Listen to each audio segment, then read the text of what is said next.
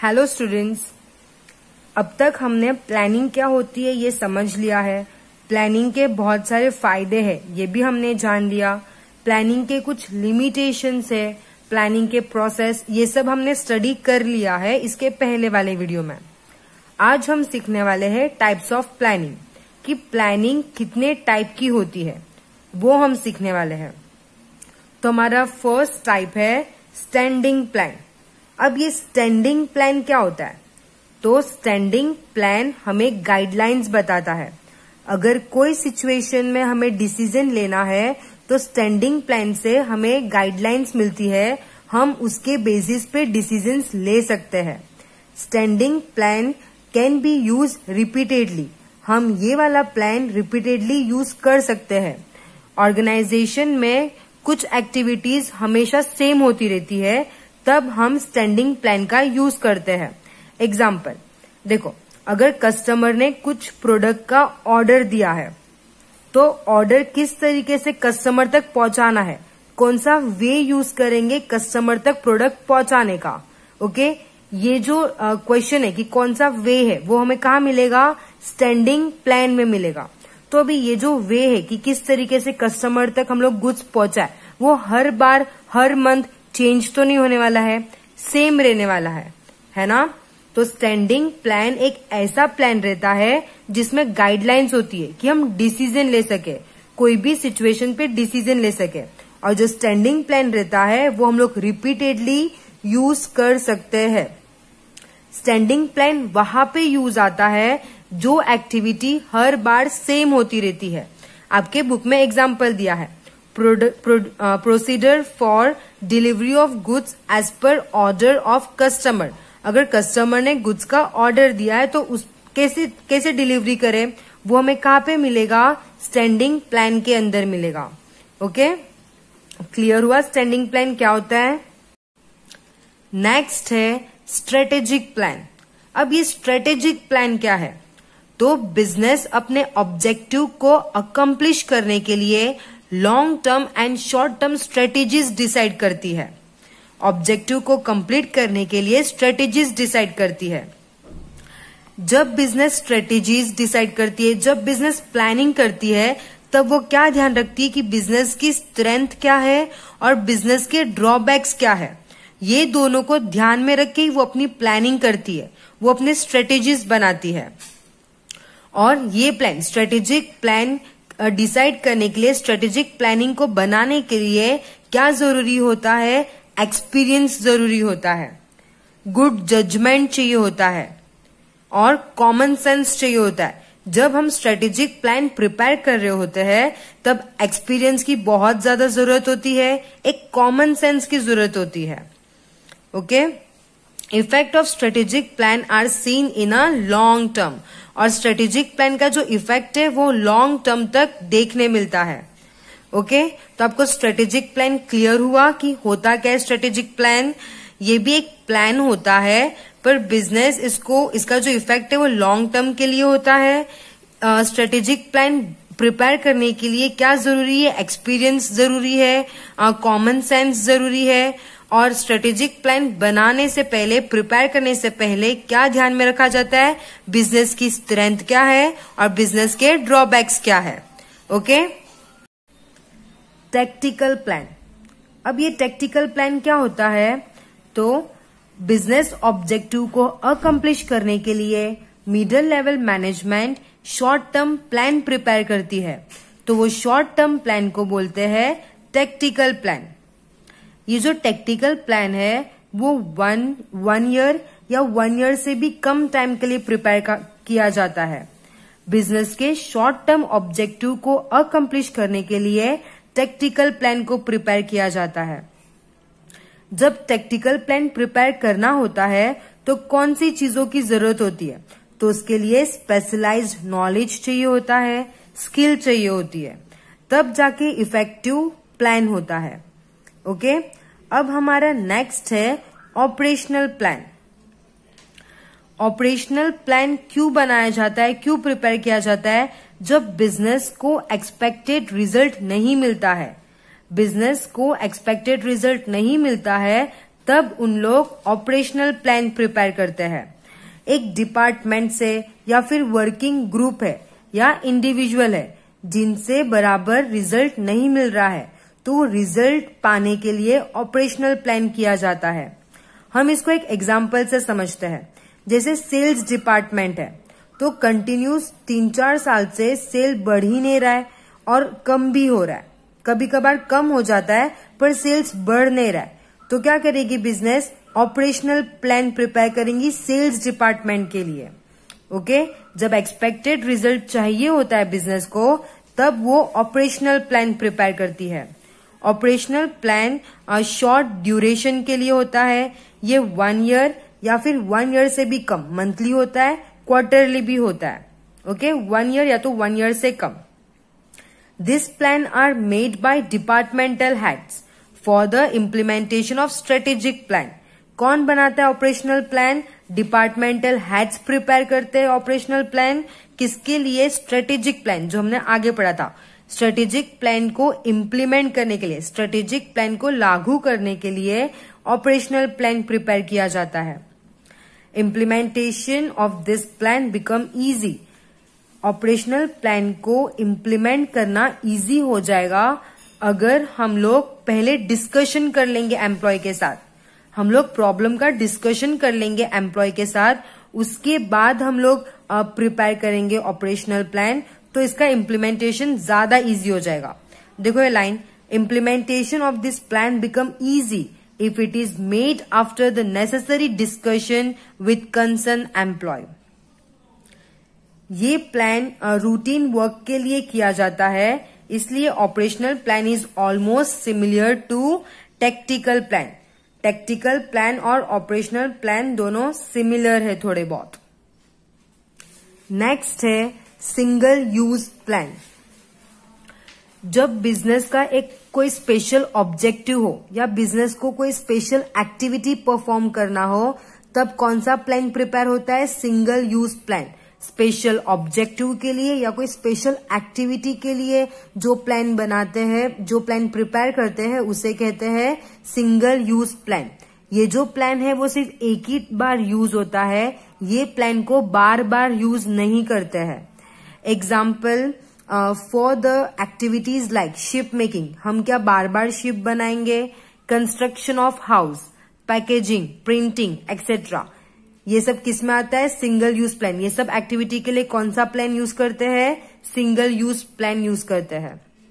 Okay, next है contingency plan. Business unit has to coordinate with the changing situation. जैसे situation change होती है वैसे बिजनेस यूनिट को कोऑर्डिनेट करना होता है वो चेंजिंग सिचुएशन के साथ। बिजनेस एनवायरनमेंट को भी चेंज होना पड़ता है। जब पॉलिटिकल, इकोनॉमिकल, सोशल और नेचुरल फैक्टर में चेंजेस आता है, तब बिजनेस एनवायरनमेंट को भी चेंज होना पड़ता है।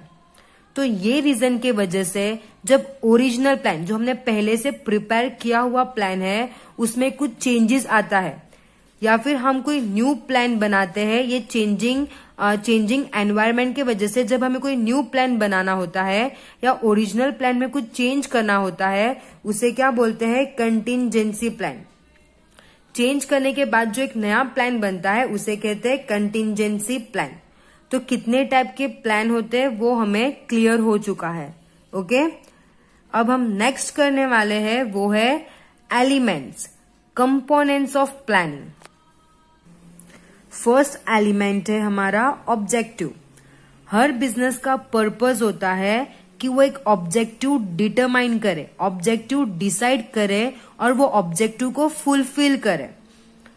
जब बिजनेस ऑब्जेक्टिव डिटरमाइन कर रहा होता है तब उसे वो हर फैक्टर को ध्यान में रखना है जो बिजनेस को अफेक्ट करते हैं।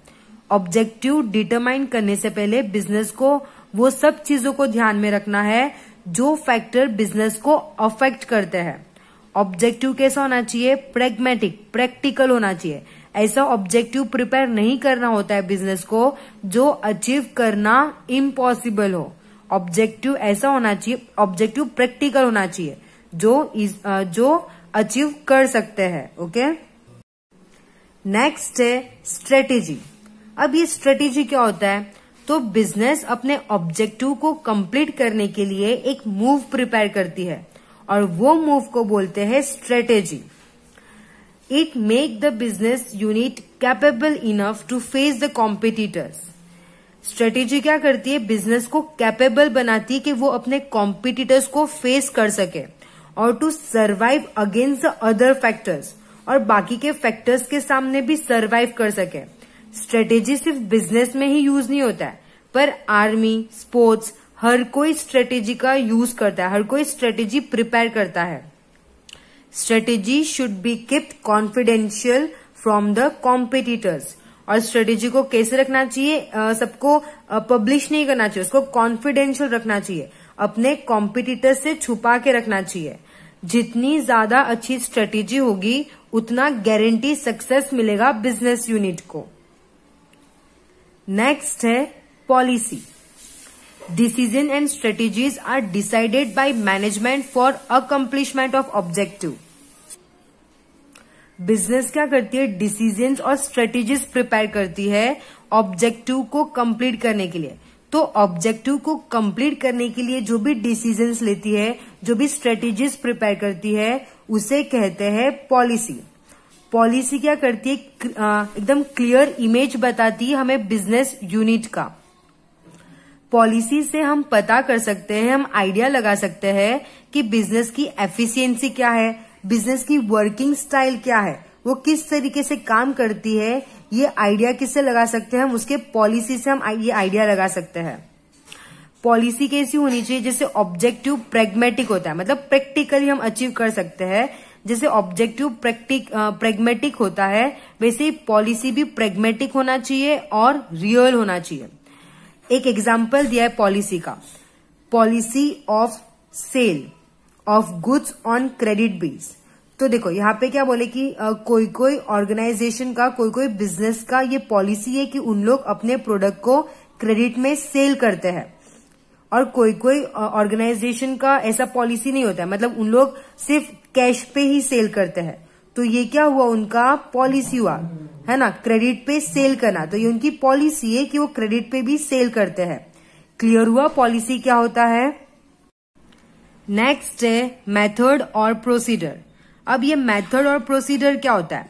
तो कोई भी चीज को परफॉर्म करने का जो तरीका होता है, जो वे होता है परफॉर्म करने का, उसे कहते हैं मेथड। हमने आगे पढ़ा था कि स्ट्रेटेजीज हेल्प करती है कंपटीशन को फेस करने के लिए। पॉलिसी हमें इंफॉर्मेशन देता है कि हम ऑब्जेक्टिव को फुलफिल कर सके, while method refers to the best way. Method हमें बेस्ट तरीका बताता है of accomplishment of predetermined objective. Clear हुआ मेथड क्या होता है? मेथड एक तरीका होता है कोई भी काम को कंप्लीट करने का। In short, method refers to the best way of performing a task. Next है रूल्स। रूल्स जरूरी होते हैं प्लानिंग, जो भी हमने प्लान किया है उसके फंक्शन के लिए, वो प्लानिंग अच्छे से काम करे, इसलिए रूल्स बहुत जरूरी होते हैं। रूल्स हमें क्लियर अंडरस्टैंडिंग देते हैं। अगर रूल्स हो गए तो एम्प्लॉय में डिसिप्लिन होगा। Rules make accomplishment of objective and supervision easy. Rules क्या करता है? ऑब्जेक्टिव को कंप्लीट करने में हेल्प करता है और सुपरविजन इजी करता है। रूल्स के एग्जाम्पल देखो, use of mobile during working hour is prohibited, मतलब काम करने के टाइम पे फोन यूज नहीं करना है, ये रूल है। No smoking at work place etcetera. Next, budget. Budget is use as a tool of control for the accomplishment of business objective. Business के ऑब्जेक्टिव को कंप्लीट करने के लिए बजट एक कंट्रोल टूल की तरह वर्क करता है।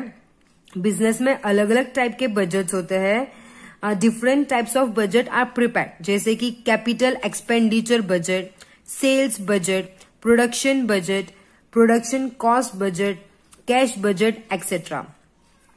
बजट कंट्रोल रखता है बिजनेस की एक्टिविटीज पे and makes the management effective one, और मैनेजमेंट को एक इफेक्टिव बनाता है।